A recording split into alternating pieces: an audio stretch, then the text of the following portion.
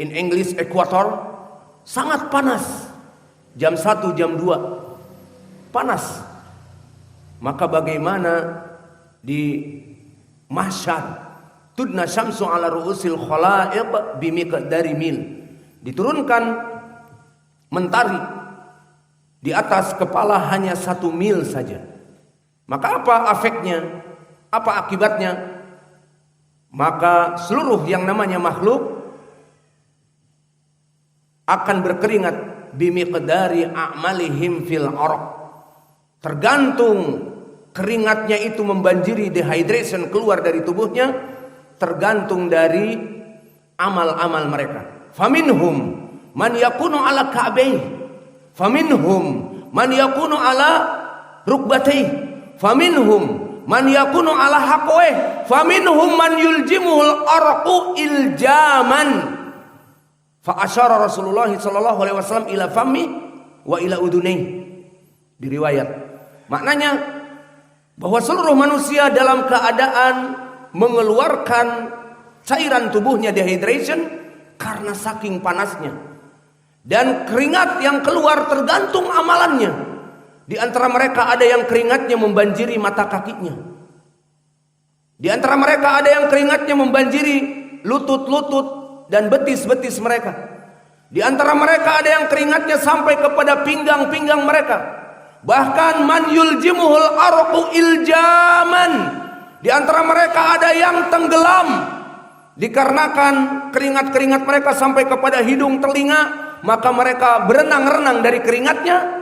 Iljaman, makna iljaman adalah keadaan hal mansub dalam keadaan seperti tenggelam. Timbul, tenggelam, timbul, tenggelam. Dan Nabi mengisyaratkan kepada mulutnya dan kepada telinganya. Maka dalam keadaan hal seperti itu, manusia dalam keadaan dehydration, keluar semua keringat di tubuhnya, maka akan haus. Maka disebutkan oleh para ulama dari tempat al-haud, beristidlal seperti hadis-hadis tadi, Miqdad ibn al-Aswad dan yang lainnya, bahwa haud itu adanya setelah dibebaskan manusia dari al-mahsyar dengan syafaat Nabi Muhammad sallallahu alaihi wa ala alihi wasallam, yang mana hadis ini ma'ruf, masyhur, muttafaqun alaih dari Abi Hurairah, di mana manusia dalam keadaan di mahsyar semuanya berkeringat dan Allah biarkan, tidak ada perhitungan, tidak ada penghisaban, maka semua manusia dalam keadaan kelelahan. Kemudian minhum disebutkan di dalam hadis asy-syafa'ah al-kubra, faminhum man yajtami'una ilal anbiya. Maka sepakat dari kelompok manusia datang kepada Nabi meminta syafa'ah. Maka di hadis yang panjang pertama datang kepada Nuh dan memuji Nuh dengan apa lafadznya? Anta awalul anbiya, awalur rusul. Bukan Adam. Kemudian pertama datang ke Adam disebutkan anta abuna abul bashar. Maka Adam dinamakan abul bashar. Dan diciptakan oleh kedua tangan Allah. Ini keutamaan Adam. Namun di saat isfi' lana, maka berikanlah kami syafaat, meminta kepada Allah agar mengeluarkan dari mahsyar ini. Adam menyebutkan nafsi, nafsi. Semua orang dengan permasalahannya. Aku ingat bagaimana Allah marah kepadaku di saat aku mendekati asy-syajarah, fala taqrabu hadhihi syajarah, dan aku mendekatinya dan memakannya. Allah murka. Aku ingat saat itu nafsi, nafsi. Idhabu ila ghairi, pergi kepada selainku. Datang kemudian kepada Nuh. Dan disebutkan anta awalu al-anbiya ataupun awal rusul. Ini pendalilan bahwa awal nabi adalah Nuh, bukan Adam. Adam awalul bashar. Kemudian setelah Nuh tidak bisa, idhabu anni, idhabu ila ghairi, maka datanglah kepada Ibrahim alaihi salam. Dan sama Ibrahim pun mengingat dosanya berdusta, pergi kepada Musa. Dan setelah pergi ke Musa, sama Musa tidak bisa, pergi kepada Isa. Dan pergi kepada Isa, dan Isa pun tidak bisa, maka dia mengatakan idhabu ila Muhammad sallallahu alaihi wa ala alihi wasallam. Di saat datang kepada Nabi Muhammad, nabi kita, maka kita bangga dengan Nabi kita dan agama kita, maka langsunglah Nabi memberikan syafaat dan mulailah bergerak manusia dari al-mahsyar. Maka di sini para ulama menyebutkan kemana mereka bergerak sebelum dihisab dan yang lainnya. Kaum muslimin masuk kepada hadis di sini, wa ana faritun alaikum fi haudi, dan aku menunggu kalian di haudku wahai kaum muslimin, agar kaum muslimin datang dan kaum muslimin meminum dari al-haud tersebut. Maka dari akidah Ahlussunnah wal Jamaah barakallahu fikum tentang haud seperti yang kami sebutkan dari sifat-sifatnya dan tempatnya di mana dan kapan, maka dari keimanan kepada al-haud, al-aslu likulli muslimin yasrabuna minhu, asal dari kaum muslimin mereka akan mendatangi haud, akan minum dari telaga Nabi sallallahu alaihi wa ala alihi wasallam. Ini asalnya. Namun ada exception, ada pengecualian. Apa pengecualiannya? Di dalam syariat Islam juga disebutkan di dalam hadis-hadis yang lain bahwa dikecualikan bagi mereka ahlul maksiyah dari kemaksiatan tertentu, dan juga ahlul bid'ah. Bedanya ahlul maksiyah wuku ilal maksiyah aglab bil hawa, dikarenakan hawa nafsu masuk kepada pengharaman rokok, merokok, minum khamr, berzina. Ini ahlul maksiyah diitlakkan sebabnya karena hawa nafsu. Au ahlul bid'ah dari kelompok ahlul bid'ah, dan ini diitlakkan kepada mereka ahlus syubhah, yang mana bisa jadi mereka ahlul ibadah, tidak melaksanakan kemaksiatan, minum khamr, berzina, makan riba, tidak. Ahlul ibadah 24 jam di masjid, di saf awal, namun dia mendapatkan syubhat sehingga amalannya sesat, menjadi ahlul bid'ah. Maka telah disifatkan oleh Nabi kita Muhammad sallallahu alaihi wa ala alihi wasallam dari sifat dua ini. Dari sebagian ahlul maksiyah dan ahlul bid'ah ditolak kedatangan mereka di haud dan tidak boleh minum dari air telaga Nabi. Maka ini uqubah dari Allah. Maka mana dalilnya untuk ahlul maksiyah wa ahlul bid'ah? Telah datang hadis yang diriwayatkan oleh Imam Abi Daud atau Imam At-Tirmidzi dan An-Nasa'i serta Imam Ahmad. Kulluhum min tariq, semuanya sanadnya bertumpu kepada Asy-Sya'bi an Asim Al-Abdi an As-Sahabah Ka'ab ibn Ujrah. Kita ulang sanadnya, yaduru sanaduhu ala Asy-Sya'bi an Asim Al-Adawi an Ka'ab ibn Ujrah. Berkata Rasulullah sallallahu alaihi wa ala alihi wasallam, innaha satakunu ba'di umara yakdzibun wa yadzlimun, bahwa akan datang setelahku para pemimpin negeri di berbagai negeri kaum muslimin, yang mana dia itu pendusta dan pendolim kepada rakyatnya.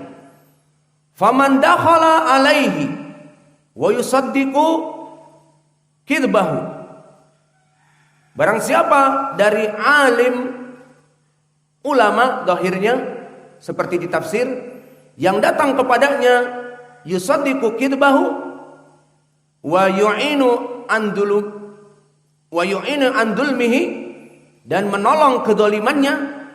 Seorang alim ini membenarkan kedustaan, kesalahan, kebid'ahan yang dilakukan oleh amir ini, dan membantu menyebarkan kedoliman, membenarkan apa-apa yang dilakukan dari kedoliman.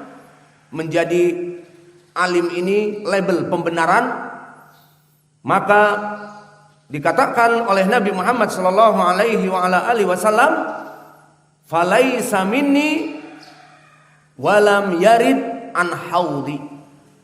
Maka dia bukan dari kelompokku, kata Nabi, dan dia tidak minum dari haudku. Faman dakhala alaihi, dan barang siapa seorang alim yang datang kepadanya,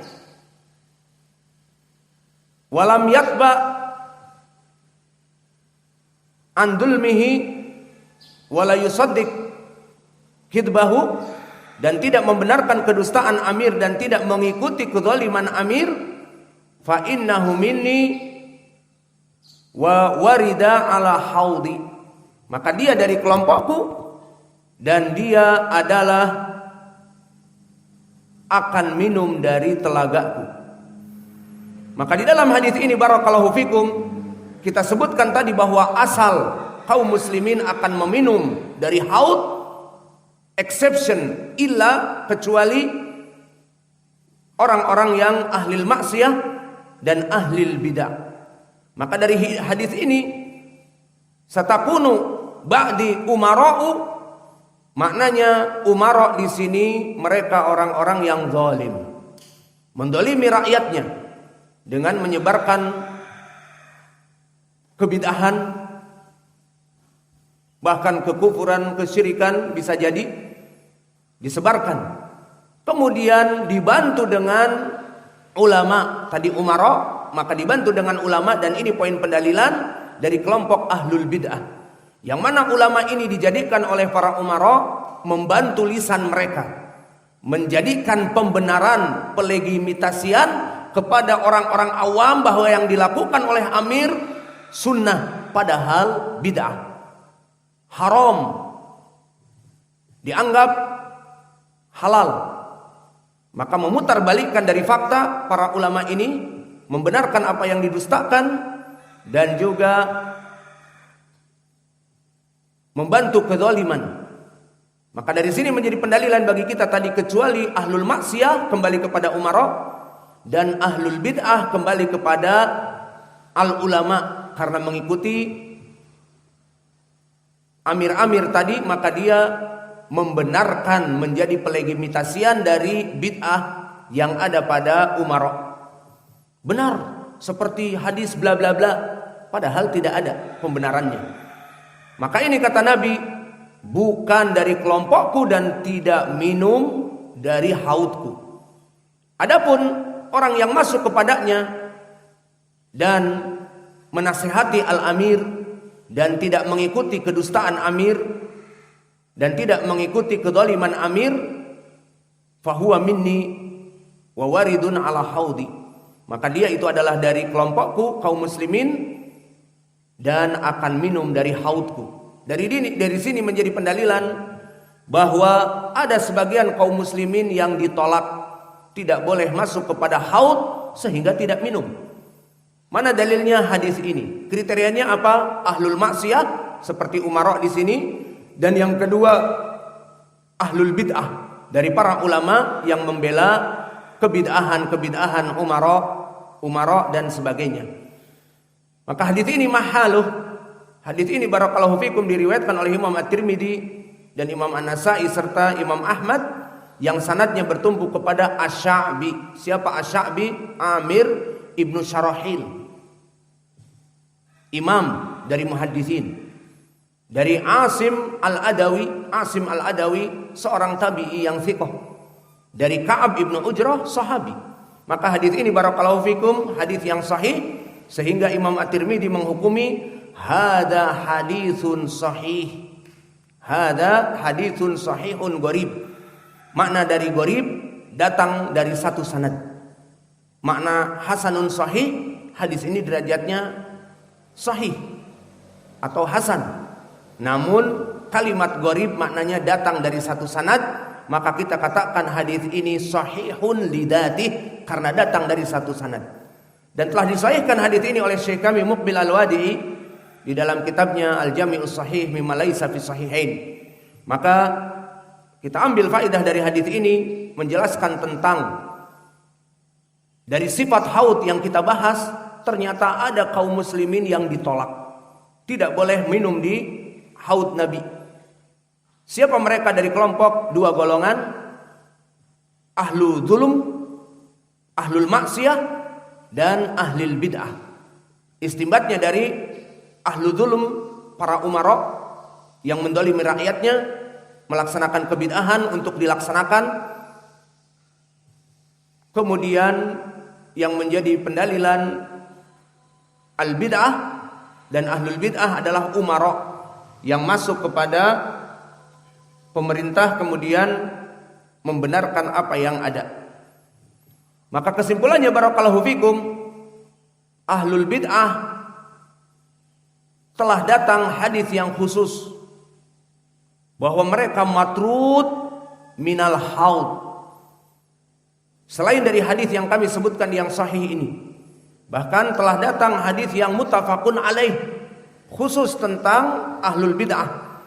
Yang mana hadisnya hadis muttafaqun alaih dari Sahal ibn Sa'ad, di mana Nabi Muhammad sallallahu alaihi wa ala alihi wasallam, ana faritun alaikum fi haudi. Aku menunggu kalian di haudku untuk mampir dan minum di haudku. Kemudian disebutkan di dalam hadis, faman syariba min haudi falam yadma abada la yaridu alayya aqwamun a'rifuhum wa hum ya'rifuni summa yuhalu baini wa bainahum. Maka di hadis Sahal ibn Sa'ad disebutkan, seluruh kaum muslimin akan aku tunggu untuk meminum di haudku dan mampir di haudku. Jika datang ahlan wa sahlan wa marhaban, maka minum. Dan di hadis yang sebelumnya kami sebutkan, di hadis sifatnya itu wa kizanuhu, maknanya cawan-cawannya itu ka'adadin nujum fis sama, seperti jumlah bintang-bintang di langit. Siapa yang pernah menghitung bintang? Ada berapa? Itulah jumlah dari kizanuhu, dari cawan-cawannya. Maka Nabi mempersiapkan air haud dan cawan-cawannya bagi kaum muslimin yang hidup mulai dari zaman dia, para sahabat, sampai akhir zaman. Sangat banyak, wallahu alam berapa. Namun kata Nabi, ada aqwamun ana a'rifuhum wa hum ya'rifuni. Aku mengenal mereka dari alamat simahum fi wujuhihim, mulai dari alamat wudu, alamat sujud, dari salat dan sebagainya. Ana a'rifuhum wa hum ya'rifuni, dan mereka mengetahui aku Nabi Muhammad. Walakin yuhal baini wa bainahum, namun dijauhkan oleh Allah antaraku dengannya, dengan mereka. Maknanya tidak boleh masuk. Allah yang memerintahkan. Dan begitu pun di dalam hadis yang lebih detail lagi, diriwayatkan oleh Imam Muslim dari Abi Hurairah. Kalau tadi muttafaqun alaih dari Sahal bin Sa'ad, di sini diriwayatkan oleh Imam Muslim dari Abi Hurairah. Dikatakan fa innahum ya'tuna gurran muhajjalin min atharil wudu. Ini dia tadi yang kita sebutkan, ana a'rifuhum, Nabi mengenali mereka. Bagaimana Nabi mengenali mereka? Nabi telah meninggal. Kemudian mengenali mereka orang-orang yang hidup seperti di zaman kita 1443 Hijriah setelah Nabi meninggal misalnya. Maka disebutkan di hadis Muslim ini, fa innahum ya'tuna gurran muhajjalin min atharil wudu. Datang kaum muslimin terlihat dari gurran muhajjalin min atharil wudu, putih dari anggota tubuh yang dijadikan sebagai anggota wudu. Maka ini tanda bahwa mereka kaum muslimin. Wa ana faratahum ala haudi, dan aku menyambut mereka. Kalimat faratahum ala haudi sering kita ulang, maknanya luas. Pertama, Nabi menyambut mereka dengan ucapan ahlan wa sahlan wa marhaba, karena punya dia. Silahkan minum di haudku, dan menyilahkan untuk meminumnya. Itu makna dari ana faritun alaikum. Namun setelah itu disebutkan fayuqal, atau disebutkan di dalam hadis, alla la yudadanna ar-rijalu an haudi. Di sini disebutkan Allah, maka kecuali dari mereka ada sejumlah rijal dari kaum muslimin yang ada atharul wudunya juga, la yudadana ar-rijalu an haudi, maka akan dipisah oleh Allah, dilarang oleh Allah untuk masuk kepada haudku. Maka Nabi mengatakan, ala halumma. Halumma maknanya ta'alau. Maka kemarilah. Halumma, mau kemana? Kemarilah, masuk kepada haudku. Maka di sini Allah yang melarang mereka. Allah mengatakan di sini dengan tidak ada lafaz qalallahu, namun maknanya seperti itu. Halumma, halumma, maka kemarilah, masuk kepada haudku. Dipisah antara Nabi dengan mereka, seperti di riwayat yang sebelumnya dari Sahl bin Sa'ad, yuhalu baini wa bainahum, dengan yuhalu fi'lun mudhari' yang mabni lil majhul, tidak diketahui siapa fa'ilnya, dipisah antara aku dengan mereka. Maka Allah